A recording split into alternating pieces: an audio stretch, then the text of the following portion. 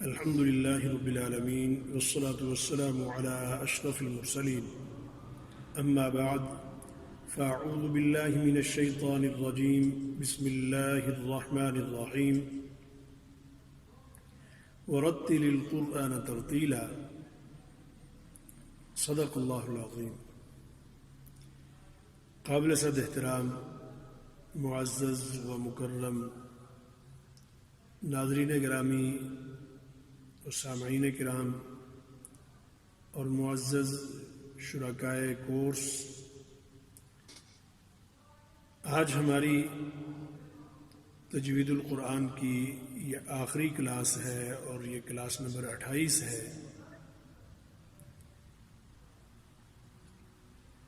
ہماری وقف کی بحث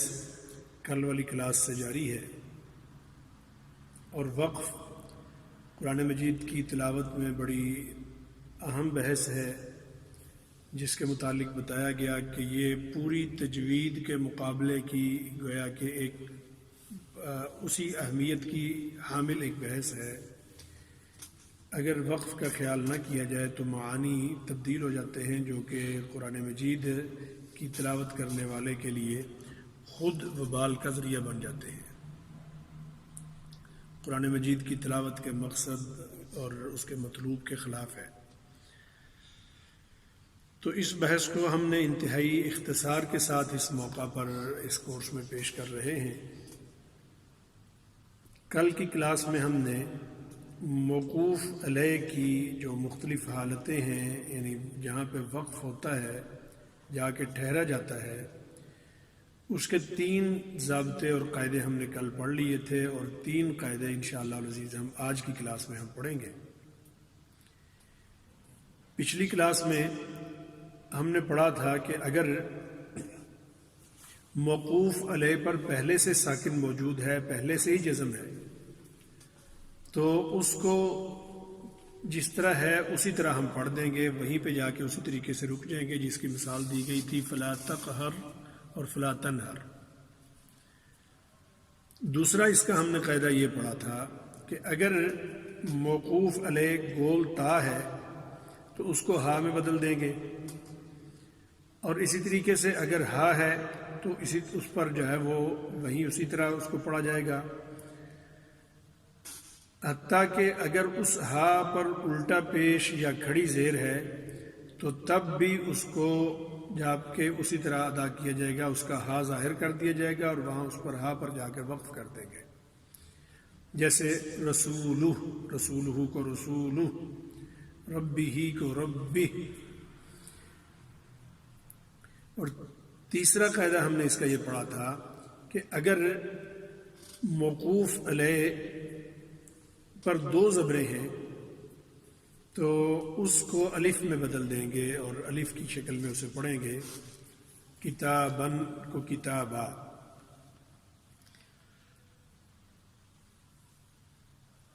اس کا قاعدہ نمبر 4 جو آج ہم پڑھ رہے ہیں یہ ہے کہ اگر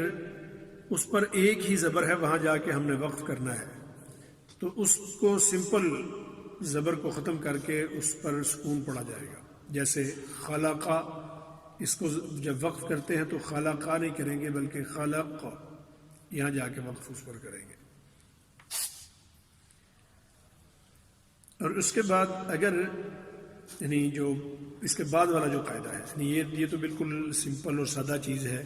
کہ اگر یعنی جو 4 نمبر ہے کہ اگر صرف زبر آ رہی ہے وقف کرتے وقت، جیسے خلقہ، اس کو سمپل خلق پڑھ دیں گے، یا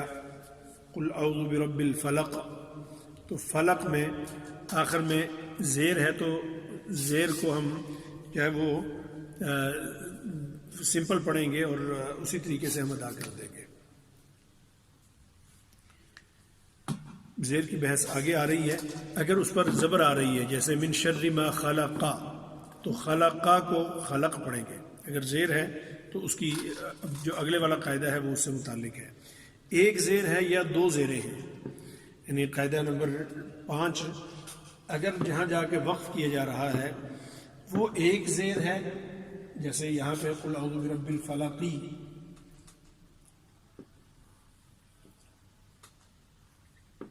فلق. یا اسی طریقے سے دو زیریں ہیں جیسے نعیم.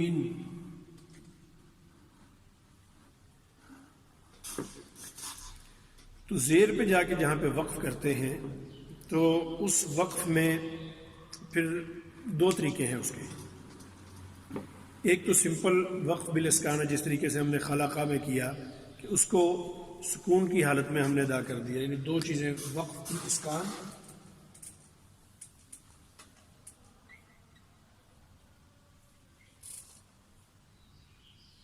سکون کی شکل میں، جیسے خلاقہ کو خلق پڑھ دیا وقف بالاسکان. اسی طریقے سے یہاں زیر کی صورت میں یا نعیم کی صورت میں ایک صورت تو یہ ہے کہ اس کو وقف بالاسکان کر دیں گے، ساکن کر کے پڑھ دیں گے سمپل، اور کچھ نہیں کریں گے، فلق یا نعیم ایسے. اور دوسری اس کی جو طریقہ ہے وہ یہ ہے کہ یہاں پہ وقف بالروم ہوگا.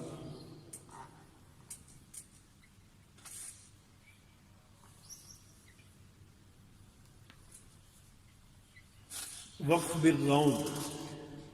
وہ یہ ہے، یہ جو ماہر قراء ہیں عموماً وہ اس کا طریقہ اختیار کرتے ہیں، اور اس کی اگر اچھے طریقے سے مشق کر لی جائے، اس طریقے سے اس کو اختیار کیا جائے تو یہ بھی سنت سے ثابت ہے. تو وقف بالروم میں جب وقف کریں گے کسی زیر والے ایسے موقوف علیہ پر کہ جس کے نیچے زیر ہے، تو آخر میں وقف کرتے ہوئے ذرا سا زیر معمولی سی جو ہے نا ادا کریں گے، یعنی جو اس کی زیر کی حرکت ہے اس کو بالکل آہستہ سے ادا کریں گے. بظاہر تو اس کو ہم ساکن کر کے پڑھ رہے ہیں، لیکن اس کی حرکت کو معمولی سا آہستہ سا پڑھیں گے کہ جس سے آواز اس کی ظاہر نہیں ہوگی. جیسے قل اعوذ برب الفلق، فلق، تو وہ آخر میں اس کو زیر کی طرف اس کی آواز کر دی. یا نعیم کو نعیم معمولی سا اس میں جو ہے وہ کر دیا، جو ہے اس کو آخر نیچے سے زیریں اس کی ادا کر دی، لیکن اس آواز کو پھر ظاہر نہیں ہونے دینا، آہستہ سا اس آواز کے ساتھ کیا جائے گا. اچھا، پھر اس کے بعد جو صورت ہے، جو آخری صورت اس کی بنتی ہے وہ کہ اگر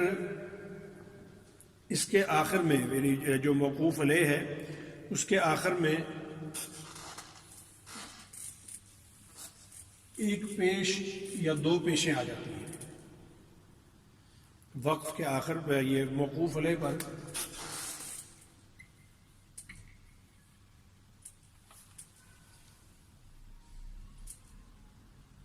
جو ہے وہ ایک پیش ہے یا دو پیشیں ہیں. تو اس صورت میں پھر یعنی اس کے تین طریقے ہیں. پہلا طریقہ تو وقف بالاسکان ہے،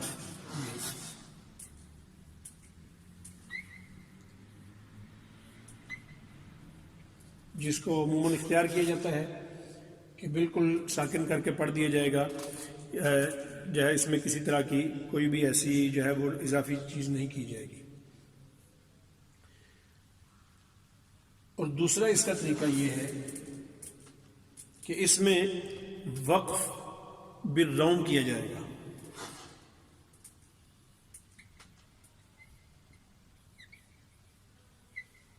کہ اس کی جو ہے حرکت ہے، اس حرکت کو وقف کرنے کے بعد معمولی سا ادا کیا جائے گا، یعنی زیادہ اس کی آواز کو ظاہر نہیں ہونے دیا جائے گا، بہت آہستہ اس کا جو ہے وہ اعراب اس کا ظاہر کیا جائے گا، یعنی ادا کیا جائے گا، جس سے آواز ظاہر نہیں ہوگی. اچھا، تیسری اس کی صورت یہ ہے، یعنی اس پیش ہونے کی صورت میں، کہ وقف بالاشمام.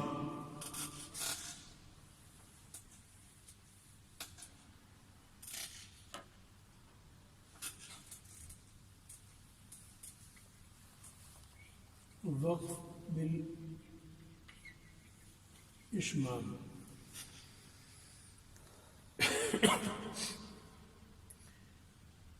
ادا کریں گے، یعنی اس حرف کو، اور ادا کرنے کے بعد یعنی ساکن ادا کریں گے، ساکن ادا کرنے کے بعد تھوڑا سا ہونٹ جو ہے وہ پیش کی طرح کر دیے جائیں گے، جیسے آخر میں جو ہے نا وہ پیش میں جس طریقے سے ہونٹ آگے بڑھتے ہیں، اس طریقے سے تھوڑے سے وقف کر کے جو ہے وہ سانس لیتے ہوئے تھوڑے سے ہونٹ جو ہے وہ آگے بڑھا دیے جائیں گے۔ اچھا، اس کے ساتھ ساتھ پھر جو ہے نا وقف کی دو قسمیں مزید ہیں، وقف اختیاری اور وقف اضطراری، جو کہ عام پڑھنے والے کے لیے انتہائی آسان طریقے سے اس کو ابھی بیان کیا جا رہا ہے۔ وقف اختیاری،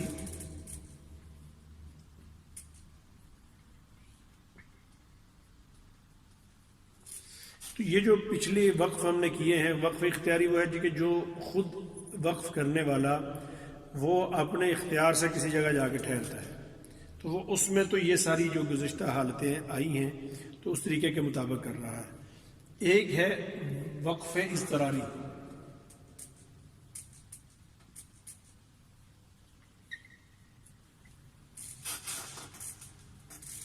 اب اس میں تلاوت کر رہا ہے، ایک جگہ وہ وقف ابھی کرنا نہیں چاہتا، لیکن پڑھتے پڑھتے پڑھتے اس کی سانس وہاں جا کے ٹھہر گئی ہے، سانس اس کی رک گئی، آگے اس میں ہمت نہیں آگے پڑھنے کی، تو وہاں جا کے پھر اس حرف کو جس طریقے سے ہم نے پیچھے صورتیں پڑھی ہیں اس طریقے سے وہاں رکے گا، رکنے کے بعد پھر دو تین الفاظ پیچھے سے ملا کے اس طریقے سے کہ اس میں کسی طرح کے کوئی معانی میں تبدیلی واقع نہ ہو، اور اگر معانی نہیں جانتا تو سب سے آسان طریقہ، اور اساتذہ خاص طور پر اس کے حوالے سے بڑی تاکید یہ کرتے ہیں کہ وہ پوری آیت جو ہے وہ ایک ہی سانس میں تلاوت کی جائے، ایک آیت جو ہے وہ ایک سانس میں تلاوت کر دی جائے، اس کی پریکٹس کی جائے، مشق کی جائے، تاکہ جو ہے وہ پوری آیت پڑھنے کی پریکٹس ہو جائے۔ ہاں آیت لمبی ہے اور اس پر نہیں کیا جا رہا تو اس میں پھر دیکھا جائے کہ کسی جو ہے وہ کلمے کے درمیان میں جا کے نہ رکا جائے، کلمے کے اختتام پہ جا کے رکا جائے، لیکن کلمے کے اختتام پہ رکتے ہی پھر پیچھے سے دو تین الفاظ پیچھے سے ملا کے آگے پڑھ کے جو ہے وہ وقف کر دیا جائے۔ تو یہ اختصار کے ساتھ میں نے آپ کے سامنے آج کی آخری کلاس کے طور پر اس کو بیان کر دیا ہے۔ اللہ جل شانہ کی بارگاہ میں دعا ہے کہ اللہ تعالیٰ ہمیں اس کو سمجھنے کی اور اس کو پڑھنے کی اللہ تعالیٰ توفیق نصیب فرمائے، اور جو کمیاں کوتاہیاں ہیں ہماری اللہ تعالیٰ درگزر فرمائے۔ ابھی ہم مشق کرتے ہیں، آخری دو صورتیں ہماری باقی ہیں، پھر اللہ جل شانہ کی بارگاہ میں دعا کریں گے کہ اللہ تعالیٰ ہمارا پڑھنا اس کو اپنی بارگاہ میں شرف قبولیت سے نوازیں،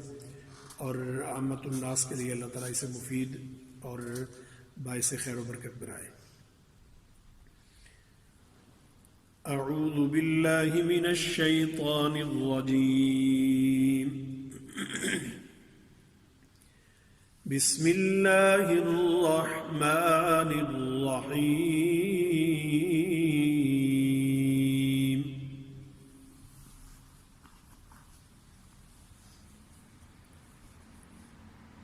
قل اعوذ برب الفلق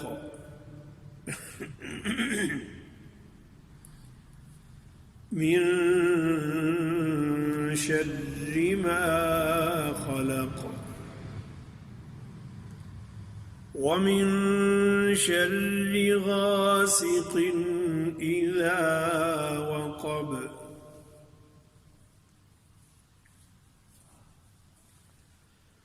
ومن شر النفاثات في العقد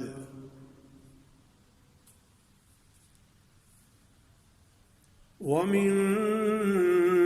شر حاسد إذا حسد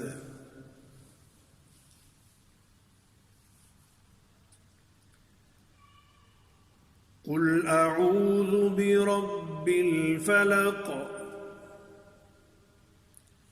من شر ما خلق ومن شر غاسق إذا وقب ومن شر النفاثات في العقد ومن شر حاسد إذا حسد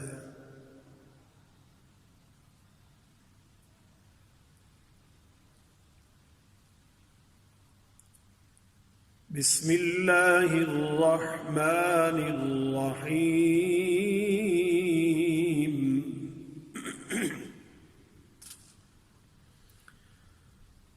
قل أعوذ برب الناس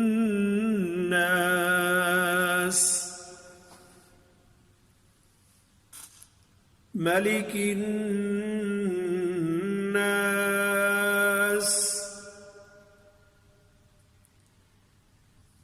إله الناس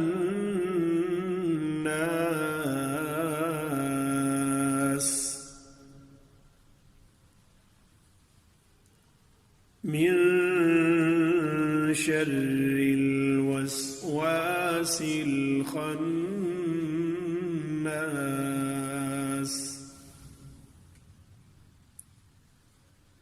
الذي يوسوس في صدور الناس من الجنة والناس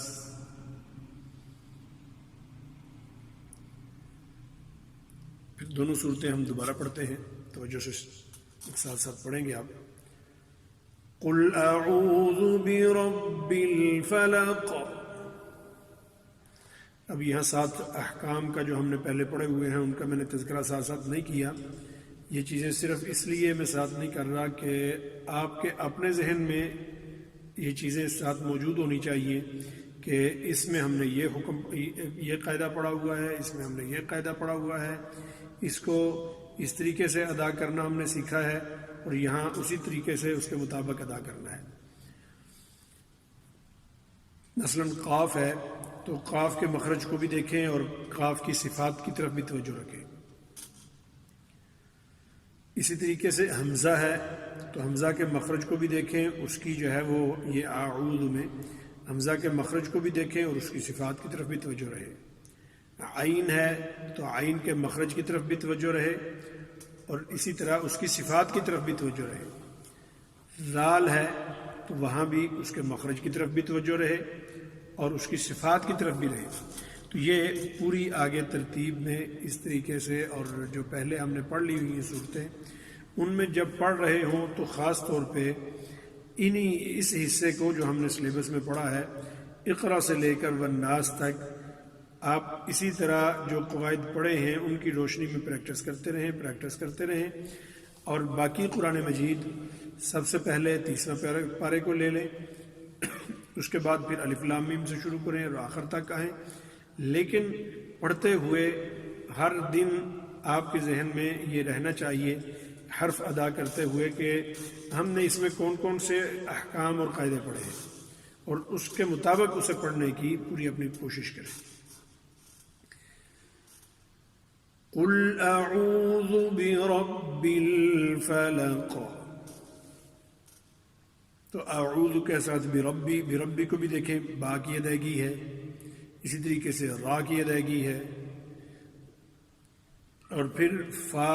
اور لام اور قاف اس کو کس طریقے سے ادا کرنا ہے. تو یہاں یہ چھوٹی چھوٹی آیات میں، چھوٹی چھوٹی صورتوں میں یہ پریکٹس ہو جانے کے بعد پھر جب ہم بڑی صورتیں اور اسی طریقے سے پاروں کی طرف جاتے ہیں تو پڑھنا انتہائی آسان ہو جاتا ہے. قل اعوذ برب الفلق من شر ما خلق ومن شر غاسق إذا وقب ومن شر غاسق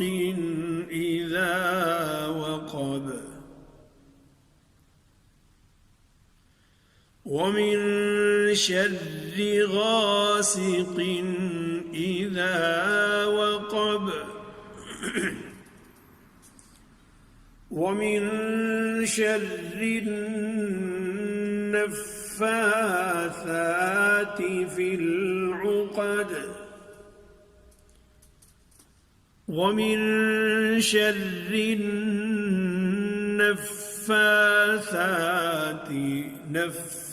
النفاثات في العقد ومن شر حاسد إذا حسد بسم الله الرحمن الرحيم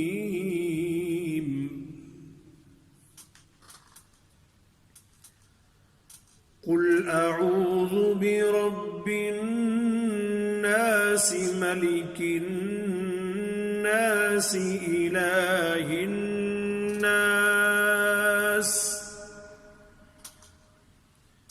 من شر الوسواس الخناس